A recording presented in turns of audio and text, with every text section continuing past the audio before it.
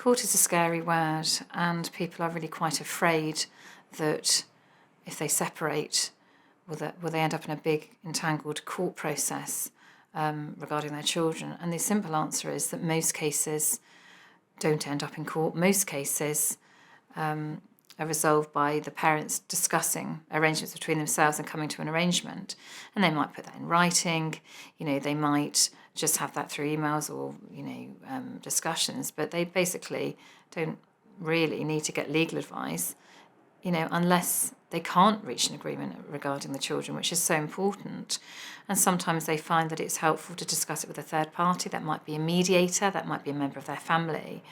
And they sometimes may come to solicitors for advice, and that may involve some correspondence between solicitors to help them reach an agreement, and we can draw up a parenting plan and such like, setting out the arrangements for the children. But court is a last resort, and as a last resort, if they really can't come to an arrangement that they believe will be in the best interest of those children, then the court application is made, and the court then will intervene to assist in either helping the parties to make an agreement by consent, or ultimately the court will have the power to make an order of the children, taking into account their needs and best interests.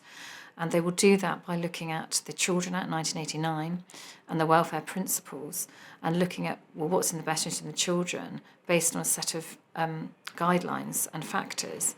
And all of that's taken into account in determining whether there's an order made by a judge ultimately that is imposed on the family for the children, or whether it's an agreement that's reached as part of a court process, and it's agreement by consent that the court can then approve, and that can become an order of the court over those children.